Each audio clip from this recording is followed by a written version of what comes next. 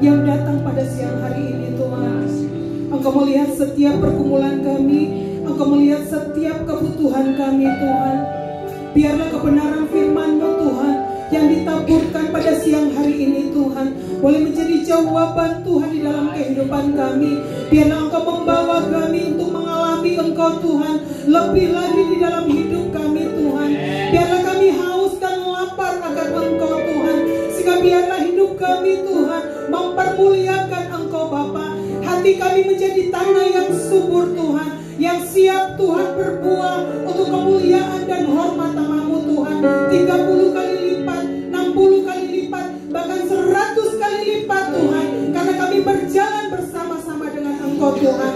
Terima kasih Tuhan, terima kasih. Engkau berkati Tuhan, urapi Tuhan, hamba-Mu hanya alat di dalam tangan-Mu. Roh Kudus, Engkau menilik hati setiap kami. Engkau bekerja dengan cara dan kuasa-Mu Tuhan, sehingga kebenaran firman-Mu Tuhan tidak berlalu sia-sia Tuhan, menjadi bagian di dalam kehidupan kami, membuat kami hidup berkemenangan di dalam Engkau Tuhan. Dan di dalam semuanya Bapa, nama-Mu dipuji dan dipermuliakan. Terima kasih Roh Kudus untuk kehadiran-Mu di tengah-tengah kami pada siang hari ini. Terpujilah Engkau Allah yang hidup. Segala pujian, syukur, hormat, kemuliaan, kuasa, kebesaran bagi Engkau selama-lamanya. Setiap kita yang siap menerima kebenaran firman Tuhan, katakan amin. Sekali lagi berikan tepuk tangan yang paling meriah buat Tuhan. Silakan duduk Bapak Ibu. Saya percaya bahwa setiap kita yang ada yang duduk di tempat ini benar-benar rindu untuk bertemu dengan Tuhan secara pribadi. Amin. Amin. Kita datang ibadah di tempat ini bukan karena formalitas, karena hari Minggu orang Kristen harus ke gereja, jadi kita ada di tempat ini. Enggak ya, Bapak Ibu ya? Kita semua ada di sini karena benar-benar apa? Rindu apa? Suaranya rindu apa? Udah siang, jangan saya sendiri di sini ya, tapi saya mau ditemani oleh Bapak Ibu semua. Amin, amin, amin, amin. Bapak Ibu, kalau dalam minggu-minggu ini kita di dalam serial khotbah kita, tentunya khotbah dari Bapak Gembala ya. Ini hari ini kita masuk di dalam pembelajaran ke-6. Temanya tahun ini kita apa? Rise and Shine. Bangkit dan bersinar. Nah, sekarang saya mau tanya dulu. Kalau konsep bangkit itu yang di dalam pemikiran kita kira-kira seperti bagaimana? Bangkit. Bangkit gitu? Ya, oke, Bapak Ibu. Bicara bangkit itu berarti bicara tentang progres. Bicara bangkit berarti bicara tentang perubahan, ya Bapak Ibu.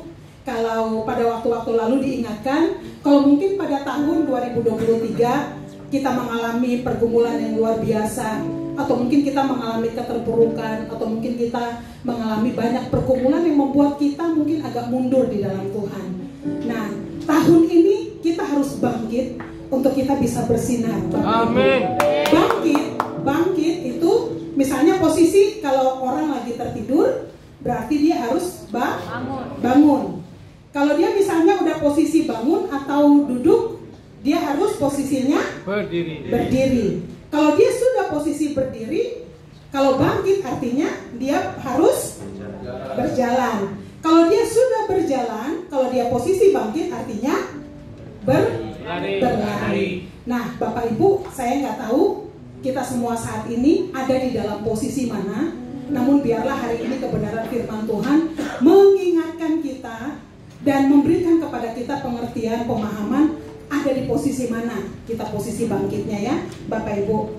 Nah, untuk hari ini kebenaran firman Tuhan yang saya bawakan ini lanjutan dari kemarin. Kalau dari minggu kemarin, coba Bapak Ibu yang hadir angkat tangan. Minggu kemarin. Wah, cuma 20% loh yang hadir. 80% berarti. Ya. Nah, kalau minggu kemarin kita belajar tentang the power of unity. Nah, hari ini kita mau belajar tentang the power of wisdom. Wisdom itu artinya apa Bapak Ibu? Hikmat. Kekuatan dari hikmat. Ya, hikmat itu kalau di dalam Kamus Besar Bahasa Indonesia itu saya mencatat artinya kearifan, kebijakan, dan kesaktian. Dalam kurungnya itu ada ilmu gaib ya Bapak Ibu. Ternyata hikmat di dalam pengertian bahasa Indonesia itu loh. Berarti hikmat itu punya kekuatan yang luar biasa. Nah, kalau hikmat secara hukum itu dikatakan bahwa kemampuan seseorang dalam menilai sesuatu mengenai orang, barang, kejadian, dan situasi. Itu secara umum ya Bapak Ibu. Jadi kalau misalnya kita ada di organisasi, kita ada di kantor, kita ada dimanapun, kalau kita melihat bahwa ada orang-orang tertentu yang pada saat menemui masalah bisa memberikan solusi, biasanya kita sebut dia apa? Berhikmat. Nah, hari ini kita mau sepakat dulu Bapak Ibu, kita mau belajar tentang the power of wisdom ini, yaitu hikmat itu, wisdom atau hikmat yang mau kita hari ini perdalam, artinya kemampuan menggunakan firman Tuhan yang kita mengerti untuk menyelesaikan masalah yang kita hadapi. Jadi hikmat di dalam pembelajaran, dalam pembahasan, dalam topik kita pada hari ini itu lebih penekanan kepada firman yang kita mengerti. Jadi kalau kita nggak mengerti, bukan hikmat, ya. Oke. Terus berikutnya dikatakan bahwa the more the friends we have for the word of God, the more joy we shall find in it. Artinya, semakin kita gali kebenaran firman Tuhan, semakin kita hormati kebenaran firman Tuhan itu akan memberikan sukacita yang begitu luar biasa di dalam kehidupan kita. Artinya apa Bapak Ibu? Karena di dalam kebenaran firman Tuhan ini sebenarnya banyak rahasia yang harus kita gali. Karena itu sebagai penuntun di dalam kehidupan kita.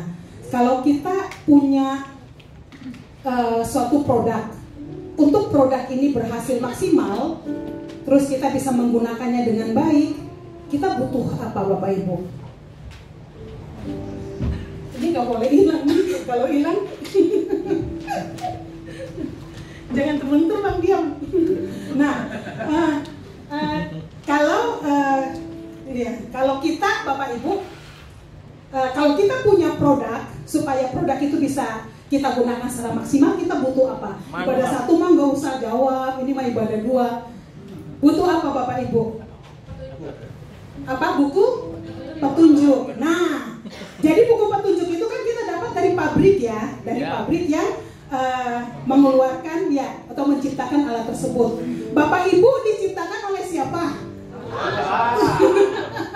Kayak sekolah minggu ya. Kita semua diciptakan oleh Tuhan. Otomatis kita harus apa? Dapat manual. Buku manualnya apa Bapak Ibu?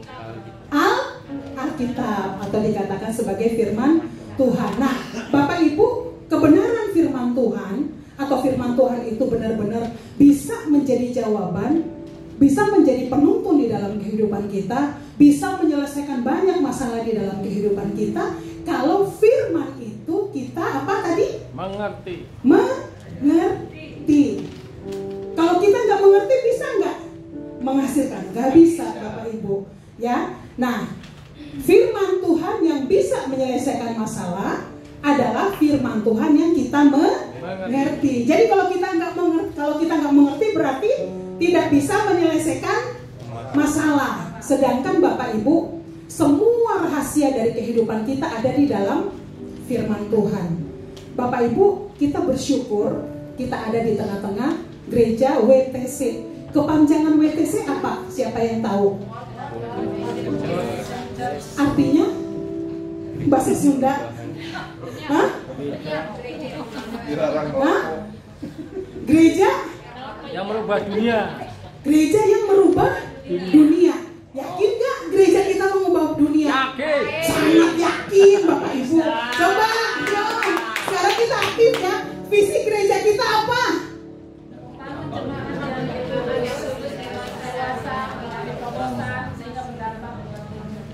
lingkungan, sepeda, kota, dan bangsa. angkut sepeda di toko. Nah, Bapak Ibu, kita bersyukur kita ada di tengah-tengah gereja yang luar biasa. Kenapa saya bilang seperti itu? Karena sebenarnya di dalam WTC ini Bapak Ibu, dia punya, karena dia visinya itu untuk membangun jemaat yang kudus, dewasa, dan mengalami terobosan.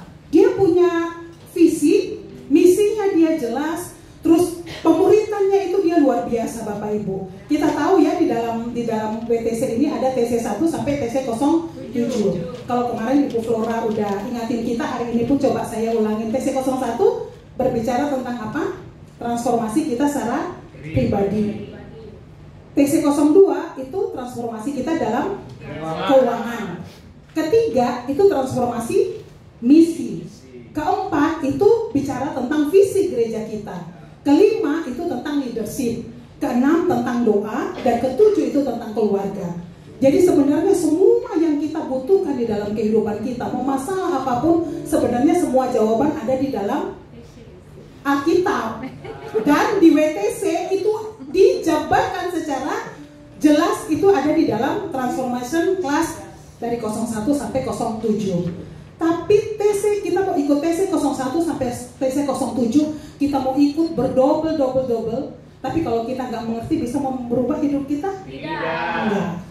Nah, untuk kita bisa mengerti Bapak Ibu, ada yang bagian Tuhan kerjakan di dalam kehidupan kita, Tuhan bukakan, Tuhan kasih hikmat untuk kita mengerti. Tapi ada bagian yang harus kita lakukan, yaitu apa? Taat untuk menghidupi firman Tuhan. Ya, kita lanjut. Nah, hari ini Bapak Ibu, kita belajar dari penabur. Saya ingin untuk kita sama-sama membaca di dalam Matius 13 ayat 1 sampai 8 dan ayat 18 sampai ayat 23. Kalau sekarang saya mau tunjuk aja deh dari yang belakang. Anak muda, belakang mana anak muda? Kalau yang nggak angkat tangan udah tua semua. Bercanda, ya. Mungkin ada yang dari belakang yang bisa membaca dari Matius 13 ayat 1 sampai ayat 8. Hari ini kita akan membahas untuk ayat ini. Bu Karolin. Ya, Bu Karolin, Suaranya kencang. Oh iya, oke. Ada permintaan, Mami Karolin bisa baca? Matius 13 ya, ayat 1 sampai dengan ayat 8. Oh, lagi batuk. Rigel, baca Rigel.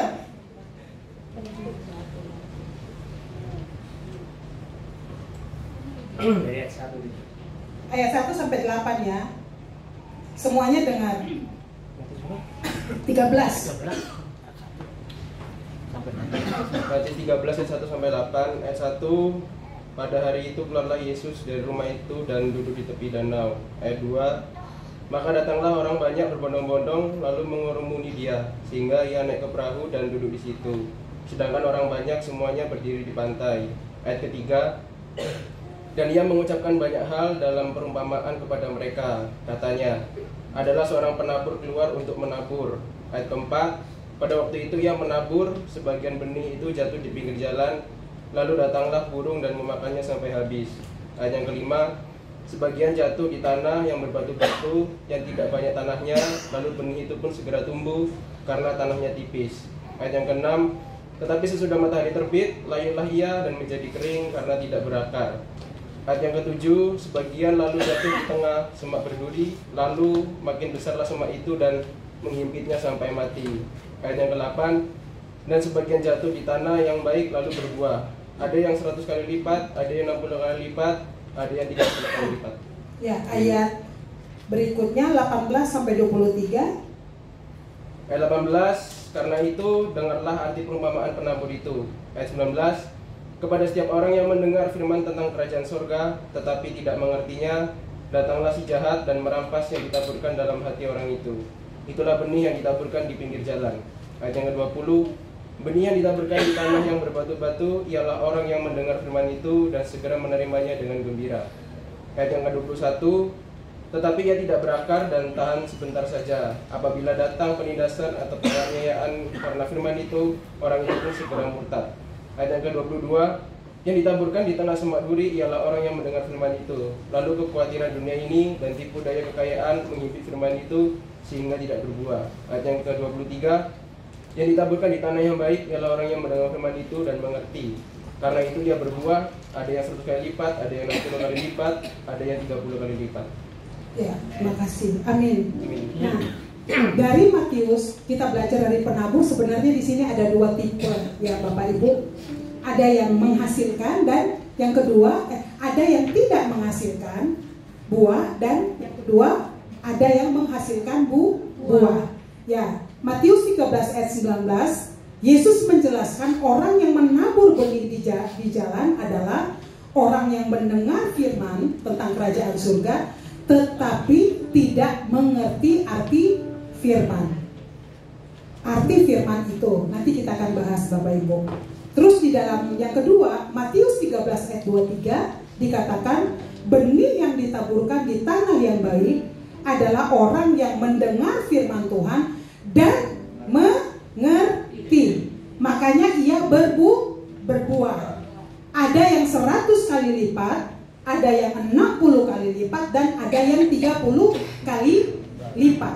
Hari ini kita sepakat ya Bapak Ibu ya, hikmat di dalam kehidupan kita itu akan benar-benar ada kalau kita mengerti firman Tuhan.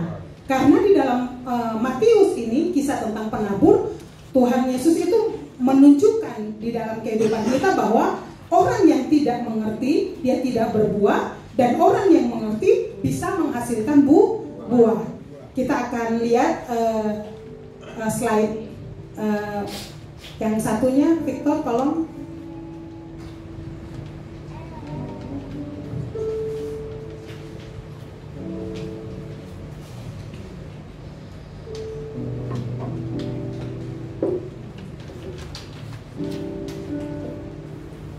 Nah, Bapak Ibu, di sini kita lihat ya Bapak Ibu ya.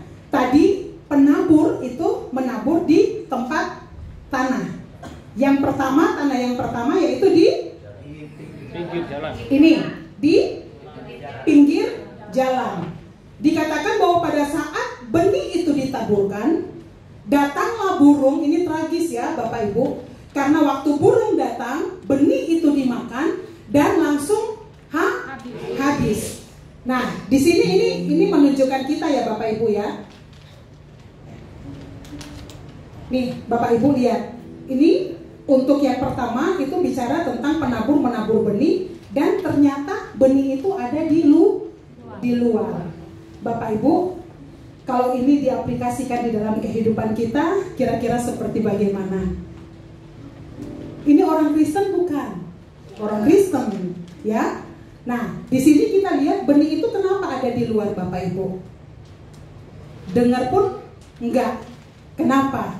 Karena yang ada di sini kayak benih yang ditaburkan itu, mungkin kita secara fisik kita ada di gereja, tetapi pikiran dan hati kita lagi nggak ada di sini. Kita datang mungkin karena supaya menunjukkan kepada orang-orang bahwa kita adalah orang Kristen. Tetapi waktu kita datang ke sini, bukan kita rindu untuk ketemu dengan Tuhan, namun kita datang untuk rajin menilai. WL itu lagi, yang ngomong firman itu lagi. Pada saat kita punya hati seperti itu Bapak Ibu, benih itu nggak akan mungkin ada. Atau mungkin kita datang tapi kondisi hati kita nggak siap untuk terima firman. Wah, firman itu terlalu keras.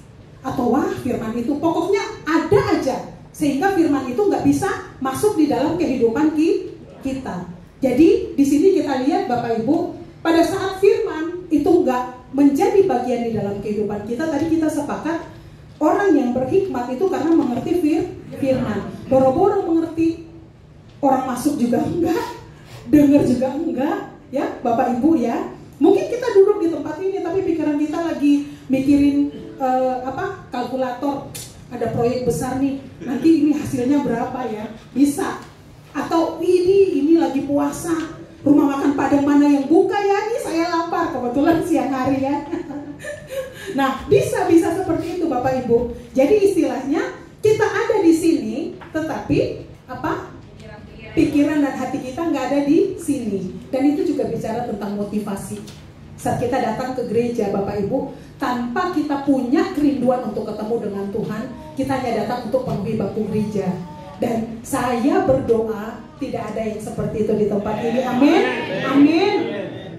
Kita udah datang, udah harus naik angkot, buang bensin, udah harus simpan pekerjaan yang lain untuk kita datang duduk di tempat ini. Kita sangat rugi kalau tidak ada kebenaran firman Tuhan yang kita terima untuk mengubah kehidupan kita. Kita udah setengah mati, siapin anak, segala macam. Pokoknya intinya ada harga yang kita bayar untuk kita sampai di tempat ini. Sangat rugi kalau kita sampai di tempat ini, tetapi benih itu gak ada masuk di dalam kehidupan kita. Dia hanya cuma di luar. Ya Bapak Ibu, ini Bapak Ibu menunjukkan bahwa kekristenan kita boro-boro bisa mempengaruhi orang lain. Kita sendiri aja firman gak merubah kita. Perubahan itu bukan dimulai dari lingkungan kita, tapi perubahan itu dimulai dari dalam diri. Gimana diri kita bisa merubah orang lain? Gimana diri kita bisa menjadi berkat untuk orang lain? Kalau sebenarnya firman Tuhan yang mau merubah kehidupan kita, dia jatuhnya ada di luar. Ya Bapak Ibu, biarlah kita benar-benar pada saat kita datang ke gereja, bukan karena kita orang minggu, bukan karena kita orang Kristen, bukan karena formalitas kita harus datang, tapi kita harus punya datang dengan motivasi untuk kita benar-benar rindu bertemu dengan Tuhan.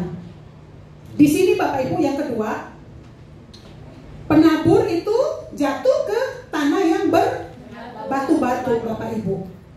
Di situ dikatakan bahwa arti dari perumpamaan itu dikatakan Tuhan Yesus bahwa orang itu datang, firman itu dia terima dengan senang hati. Nah, di sini Bapak Ibu kalau bicara tentang dia dengan gembira, itu bicara tentang emosi atau bicara tentang jiwa. Otomatis kalau dia sudah terima dengan gembira, berarti itu masuk ke dalam kepala ya, udah masuk di dalam jiwa, Bapak Ibu ya. Nah, ini ada perbedaan Bapak Ibu. Kalau yang pertama dia hanya di luar, level yang kedua itu ternyata dia sampai di dalam pikiran.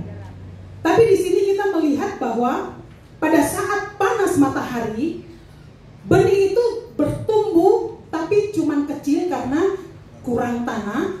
Jadi pada saat panas matahari itu, benih itu menjadi layu dan mati. Bapak Ibu bicara tentang tumbuhan ini, kan gak mungkin tumbuhan kita di dalam rumah ya, gak kena matahari. Bicara tentang matahari itu berarti sesuatu yang dari luar. Sesuatu yang dari luar itu kalau di dalam kehidupan kita sebagai anak-anak Tuhan itu bicara tentang ujian. Ujian kita panggil atau enggak, kita suka atau enggak, mau anak kecil, mau besar atau orang dewasa, ujian itu harus selalu ada. Tujuan itu apa Bapak Ibu? Karena dengan adanya ujian itu menunjukkan kita ada di level mana, posisi mana, pertumbuhan kerohanian kita Bapak Ibu. Pada saat panas matahari itu bicara tentang hal-hal yang dari luar, yang berusaha untuk mau mengambil benih firman yang ada di dalam kehidupan kita. Saat orang berkata negatif terhadap kita, saat orang mungkin menuduh, menuding, mungkin kita nggak berbuat salah tapi kita dituduh, apakah kita berhenti untuk melakukan firman Tuhan? Pada saat anak-anak kita dibully di sekolah, bagaimana kita sebagai orang tua memberikan masukan untuk anak-anak kita tetap kuat di dalam Tuhan?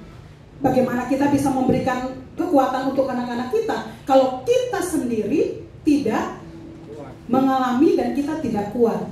Ya, Bapak Ibu. Jadi di sini dikatakan bahwa kita mungkin ada di tempat ini Bapak Ibu, kita rajin, bahkan mungkin saya bilang para pelayan Tuhan bisa jadi.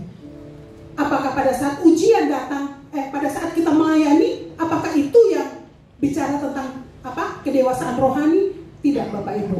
Kedewasaan rohani terlihat pada saat mana? Pada saat ada terjadi hal-hal yang kita mungkin gak inginkan terjadi di dalam hidup kita.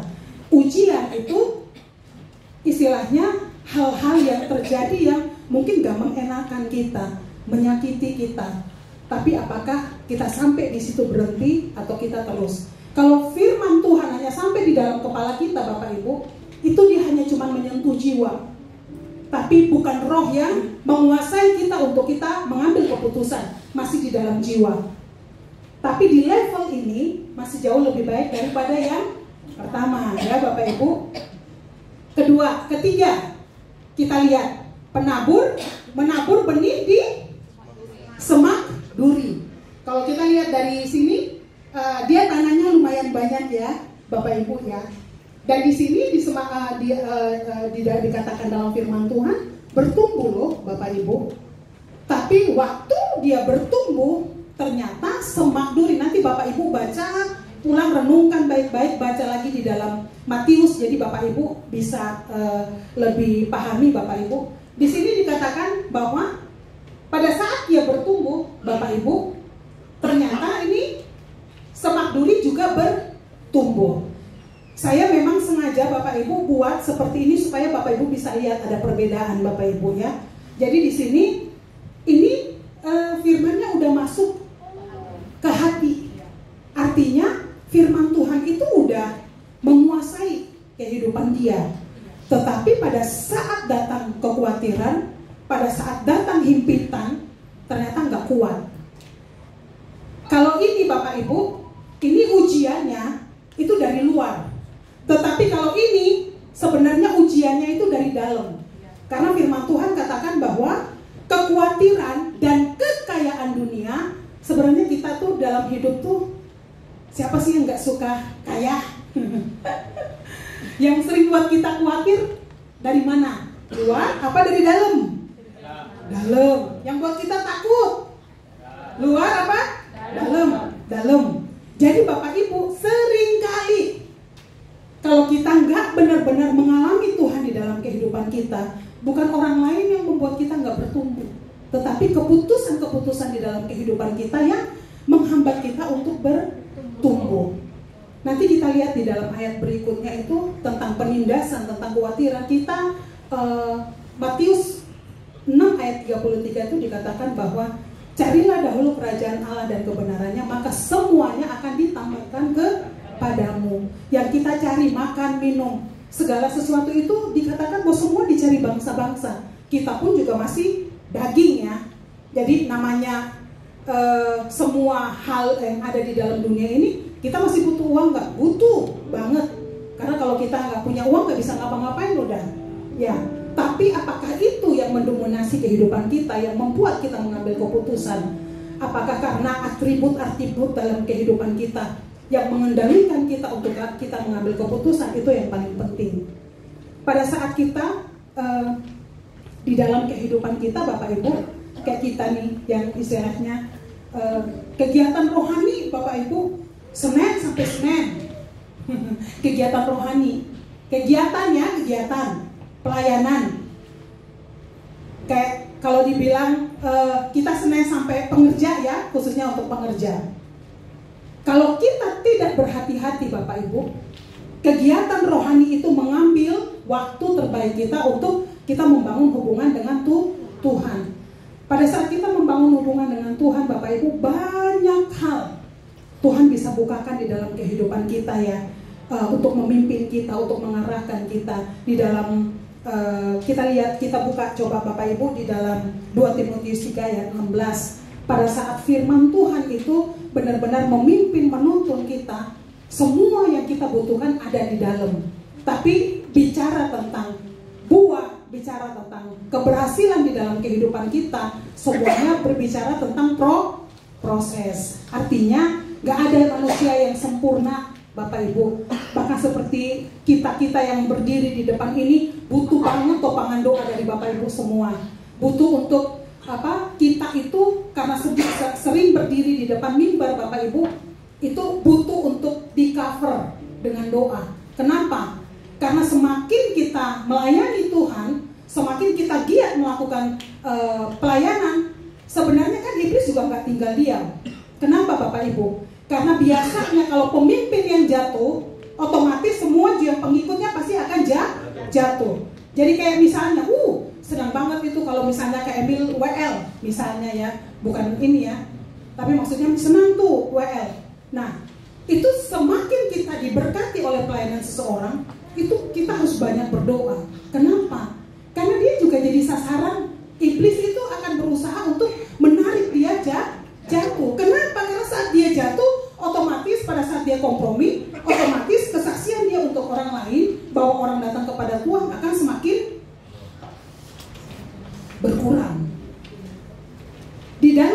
kehidupan kita, karena kita kan bukan robot ya Bapak Ibu. Kita masih hidup hari-hari, kita masih bekerja, kita masih berhadapan dengan banyak hal yang kalau kita nggak sadar di dalam kehidupan kita, kita lakukan kompromi, itu akan mempermalukan nama Tuhan. Saya Bapak Ibu, istilahnya marketing ya, kadang-kadang tuh nggak pengen orang tahu saya tuh pengerja gereja. Lebih senangnya saya seperti ini. Misalnya saya punya standar, misalnya nggak kompromi. Terus orang udah tahu itu, baru ternyata orang belakangan tahu bahwa oh dia ternyata pengerja misalnya ya. Nah, bagi saya itu akan jauh benar-benar lebih memberkati orang ya. Saya kayaknya kalau orang udah tahu dia pengerja, udah berat banget ya. Kenapa? Karena kita punya sepak terjang itu udah semakin kita harus benar-benar jaga. Kenapa? Karena kalau kayak seperti sekarang nyampein firman, oh pimpin pujian berapi-api, hidup hari-hari orang lihat, dia orang Kristen ya. Nah, itu kan mempermalukan nama Tuhan ya, Bapak Ibu. Dan kita harus sadar bahwa panggilan kita itu sebagai terang dan sebagai garam. Bicara terang dan garam Bapak Ibu, itu bicara kualitas kita, hubungan dari dalam. Dikatakan bahwa benih pohon biji sesawi Bapak Ibu, itu dia kan paling kecil, tapi saat dia udah tertanam, dia akan bertumbuh menjadi pohon yang sangat besar. Artinya apa Bapak Ibu? Kita punya kuasa, kita punya kapasitas di dalam kehidupan kita itu untuk bisa memberkati banyak orang, membawa banyak orang datang kepada Tuhan.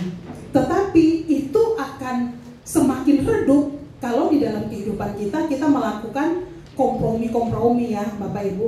Bicara tentang kompromi, biasanya orang tidak akan pernah melakukan hal yang besar.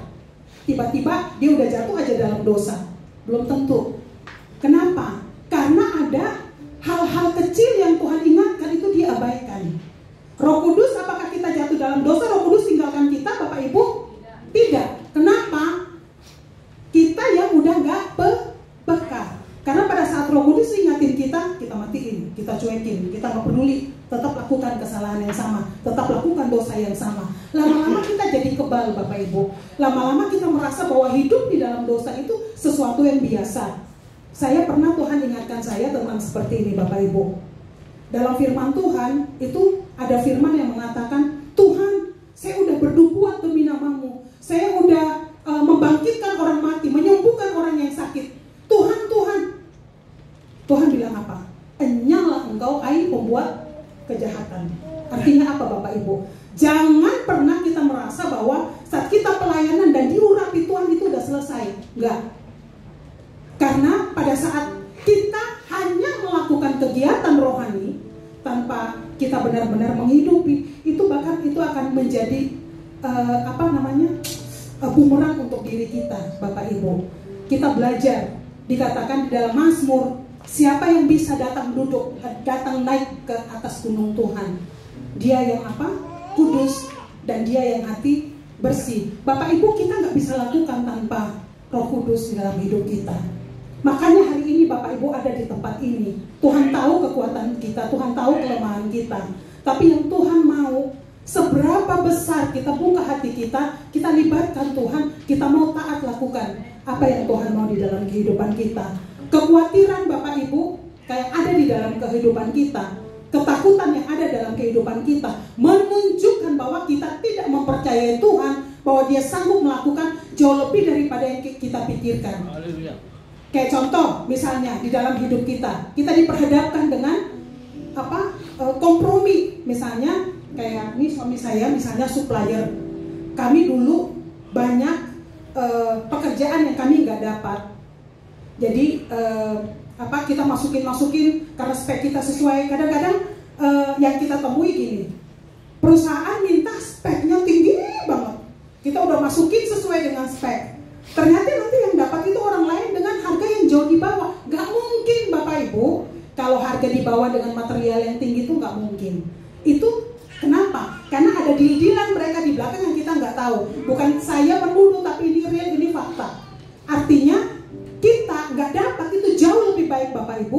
daripada kita mendapatkan tapi itu bisa jadi bumerang buat kita. Artinya apa Bapak Ibu? Di dalam kehidupan kita harus belajar untuk lebih sungguh-sungguh. Ketaatan itu proses. Ketaatan itu bukan hal yang gampang. Seperti saya yang ngomong pun lagi bergumul jungkir balik juga Bapak Ibu. Tapi saya percaya kalau Tuhan izinkan untuk kita belajar siang hari ini, Tuhan mau katakan bahwa di dalam kelemahanmu lah kuasaku menjadi sempurna. Amin. Tepuk tangan buat Tuhan Yesus. Bapak Ibu, jadi jangan takut untuk semak duri di dalam kehidupan kita, tapi apa yang ada di dalam hati kita, datang kepada Tuhan. Minta Tuhan untuk tolong kita supaya yang bertumbuh semakin besar bukan semak durinya, tetapi yang bertumbuh semakin besar di dalam kehidupan kita, yaitu Tuhan. Kayak saya ingat khotbah dulu ya, kalau nggak salah dibawa oleh Pak Sabar udah berapa tahun yang lalu. Terkadang Tuhan izinkan Bapak Ibu kita mengalami masalah dan pergumulan dalam kehidupan, karena Tuhan sebenarnya mau membawa kita naik, membawa kita naik untuk kita melihat dengan yang lebih luas. Tuhan izinkan masalah, Tuhan izinkan pergumulan, Tuhan izinkan ujian dalam hidup kita, supaya kita tidak hanya sekedar katakan Tuhan itu baik, tapi pada saat kita mau ngomong Tuhan itu baik, benar-benar kita sudah mengalami di dalam kehidupan kita. Ya ini ya Bapak Ibu. Dan yang terakhir kita lihat Bapak Ibu, yang keempat dikatakan bahwa penabur di tanah yang subur. Di sini kita lihat di dalam hatinya menghasilkan 30, 60 dan 100 kali lipat. Saya waktu renungkan ayat ini, saya bilang Tuhan, 30, 60, 100 Tuhan. Istilahnya kenapa menghasilkan bisa berbeda? Saya dapat pencerahan ya, rema, hikmat ya. Itu bicara hasil, itu bicara tentang ketaatan Bapak Ibu. Semakin besar kita taat dengan apa yang Tuhan mau, kita akan semakin menghasilkan yang lebih besar di dalam kehidupan kita. Kita pengerja biasanya tiap bulan itu ada Kingdom Prayer Night ya Bapak Ibu di pusat. Dan KPM itu saya seperti menunggu-nunggu. Kenapa Bapak Ibu? Karena pada saat kita KPM itu kebenaran firman Tuhan yang Bapak Gembala sampaikan itu benar-benar saya rasanya kayak ibaratnya digapok kiri kanan, ditendang. Artinya gini, firman Tuhan sangat keras, tapi memang harus seperti itu Bapak Ibu. Kalau kita mau bertumbuh, kita mau berbuah, harus seperti itu. Artinya ya, tidak selebih daripada itu berasal dari iblis ya Bapak Ibu. Jadi di sini mengingatkan kita ya Bapak Ibu, di mana sebenarnya saat ini level kita Bapak Ibu. Apakah kita ada di posisi yang pertama, kita datang ke gereja hanya cuma formalitas, atau kita ada di posisi yang kedua, firman hanya sampai di jiwa, atau apakah kita sampai di yang ketiga, tetapi pada saat kita menghadapi pergumulan, di dalam 2 Timotius dikatakan bahwa memungkiri kekuatan. Dia rajin beribadah. 2 Timotius 3:15 Bapak Ibu nanti baca di rumah waktu saya tinggal sedikit.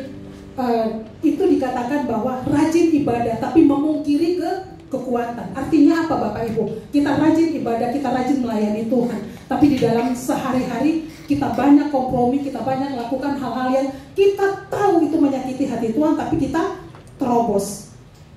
Semakin kita terobos apa yang Tuhan sudah ingatkan Bapak Ibu, ibaratnya lampu 100 watt, nanti dia turun 80, 60, dan kalau kita nggak bertobat dia 40, 20, 10 dan mati. Pada saat kita mati Bapak Ibu, kita butuh kemurahan Tuhan, tapi di dalam semua keputusan kita selalu ada konsekuensi yang kita harus tanggung. Setiap keputusan kita itu ada akibat yang harus kita tanggung Bapak Ibu.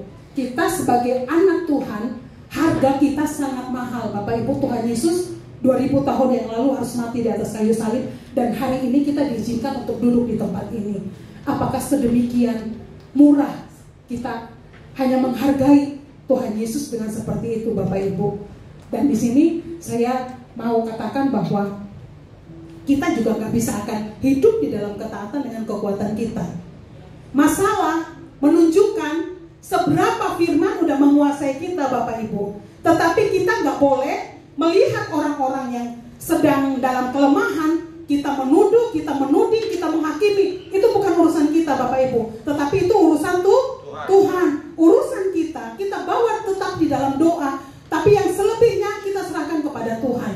Kenapa Bapak Ibu? Karena semakin kita dekat dengan Tuhan, kita akan semakin sadari bahwa semua yang ada dalam hidup kita ini bukan punya kita dan bukan karena kita. Semuanya itu hanya karena Tuhan. Ya Bapak Ibu. Nah itu, balik ke slide ya. Nah kita lanjut Bapak Ibu.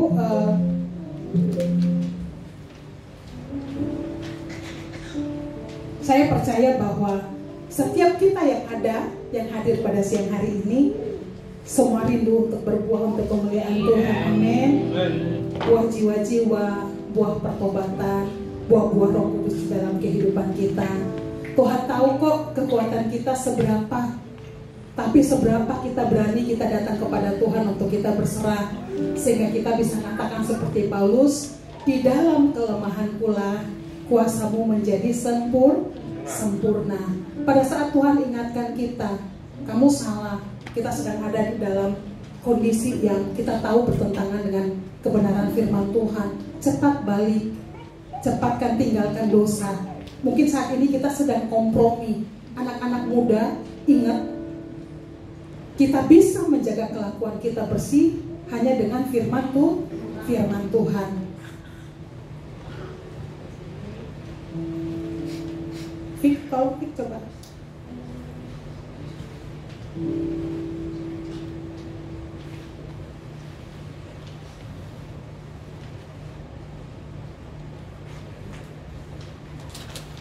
Jadi kemauan serta kemampuan untuk mengerti dan melakukan firman yang menentukan kekuatan dan level kita.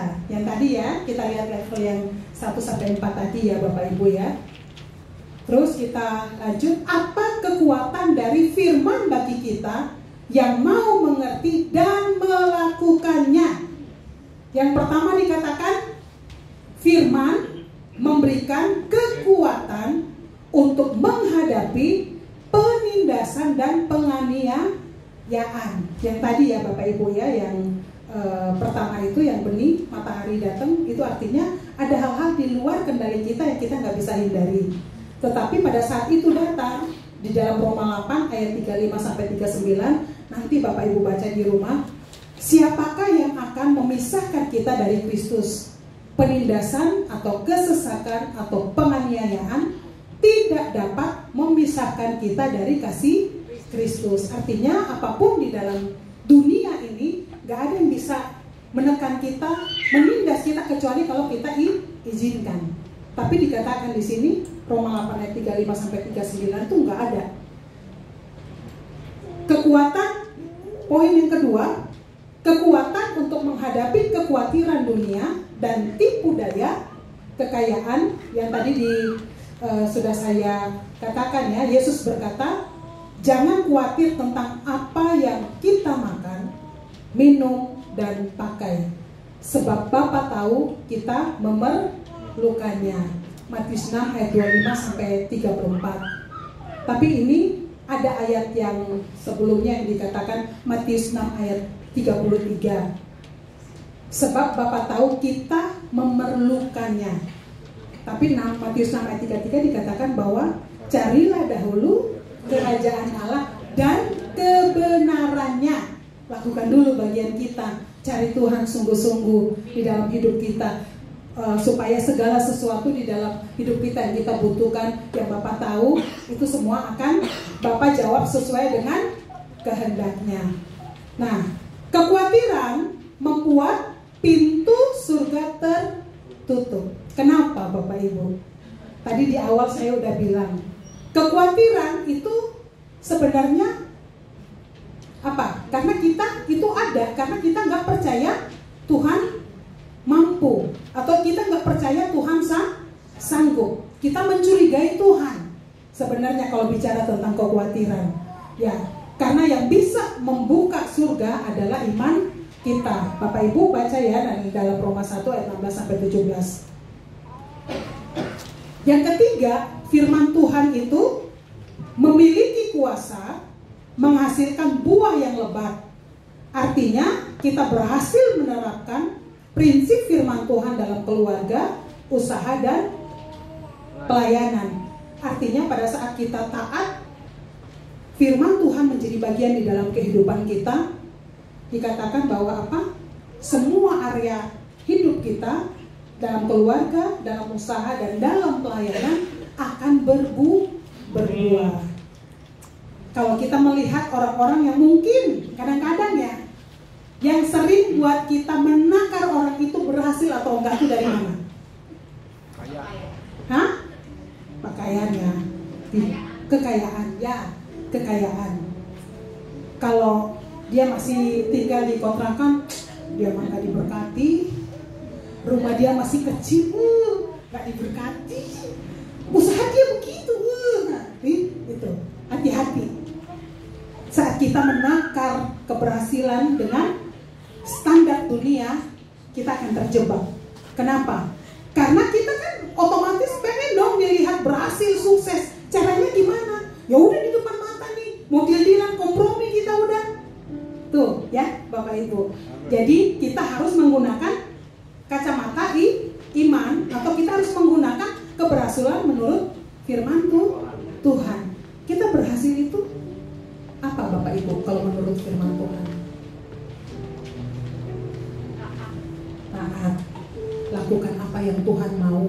Saya percaya, saya dilahirkan di NTT sana, saya kuliah di Bandung, saya pelayanan di Tasikmalaya, hari ini saya ada di Cilegon. Semuanya itu sudah ada di dalam schedule rencananya Tuhan. Kita menjadi maksimal atau enggak, itu tergantung respon kita Bapak Ibu.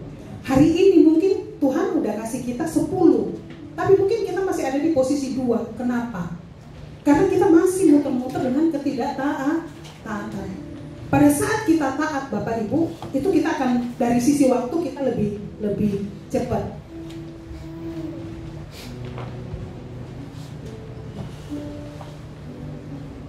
Pengalaman secara pribadi, pelayanan itu terkadang menjaga langkah kita untuk kita tetap ada di dalam ketaatan Bapak Ibu.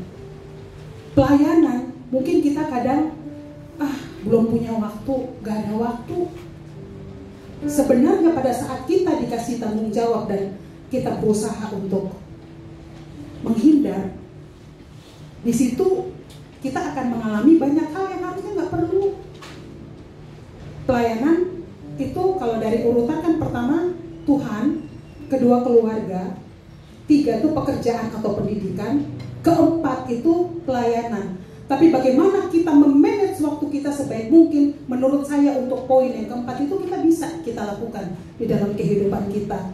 Tetapi terkadang kita nggak mau pelayanan karena kita merasa, nggak layak. Kenapa nggak layak? Ya kita kompromi terus dengan dosa. Jadi pada saat kita dikasih kesempatan terima, prioritas kita tetap punya, tapi jangan pernah kita lari dari pelayanan yang dipercayakan di dalam hidup kita. Karena pelayanan itu kita semua pelayanan sekecil apapun, saya percaya kita kadang-kadang gak mungkin, kita lagi males, lagi capek, doa lagi parah-parahnya, baca Alkitab belum-bentong. Tapi pada saat kita ada jadwal pelayanan, kita akan usahakan semaksimal mungkin untuk kita tetap lakukan yang terbaik. Pada saat kita lakukan itu Bapak Ibu, sebenarnya itu ada anugerah, itu ada grace tersendiri di dalam kehidupan kita. Amin. Amin. Kalau hati udah iya, mau lakukan firman Tuhan, pasti ada pergolakan di dalam pikiran.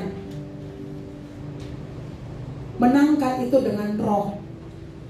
Antara jiwa dan roh itu bisa menang kalau kita taat. Tapi kalau pada saat jiwa kita yang kita kasih makan dengan terus berpikir positif, negatif, terus dengar ocehan-ocehan orang, terus lihat hal-hal yang negatif, udah kita hilang. Orang yang berhasil atau sukses adalah mereka yang mengerti firman dan berhasil menerapkan setiap prinsip firman Tuhan di dalam kehidupan sehari-hari. Bukan Superman Bapak Ibu, tetapi semua kita yang berproses. Tuhan tahu kelemahan kita, Tuhan tahu keterbatasan kita. Tapi kalau kita ada di tempat ini, Tuhan sudah selamatkan kita. Nyawanya aja Dia beri, masa Ia kekuatan, kemampuan untuk lewatin setiap hal-hal yang Tuhan izinkan Tuhan gak beri, enggak. Tapi yang jadi pertanyaannya, seberapa kita respon dan kita mau dan kita taat itu di dalam kehidupan kita. Kerohanian seseorang tidak ditunjukkan dengan atribut, Bapak Ibu.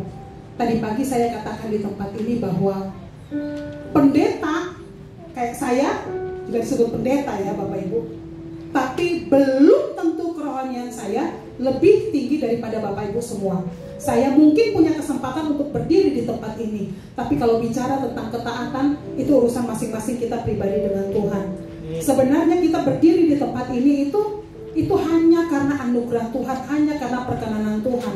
Tapi proses hidup kita, proses ketaatan kita, itu masing-masing. Kalau Bapak Ibu setiap hari hidup dalam kebenaran firman Tuhan, bukan yang mustahil.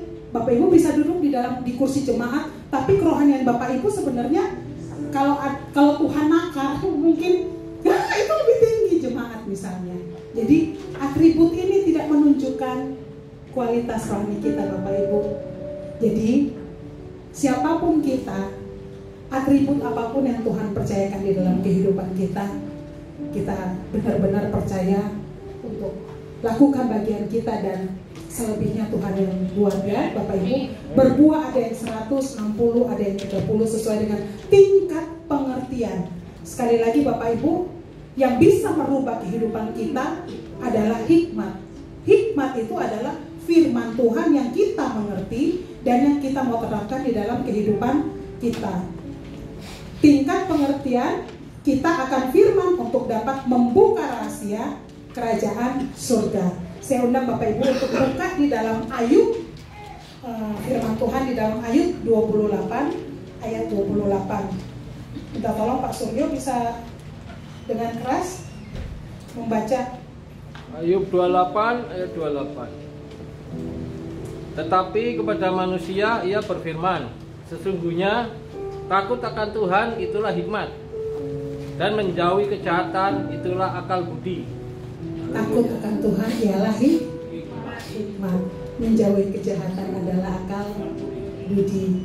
Saya percaya setiap kita yang ada di tempat ini adalah orang-orang pilihan Tuhan, yang Tuhan karuniakan hikmat di dalam kehidupan kita.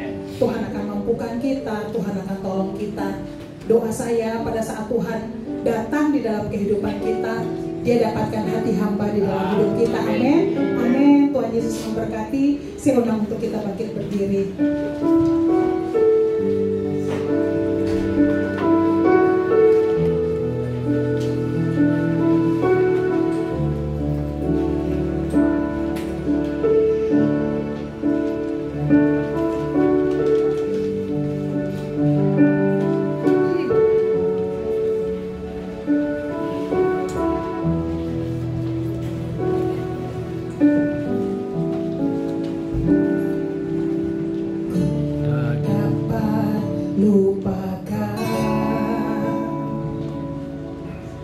Kebaikan yang ku terima,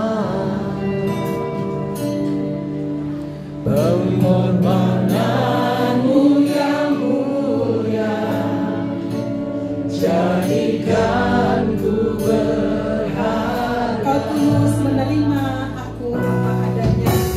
Kau tulus menerima aku apa adanya.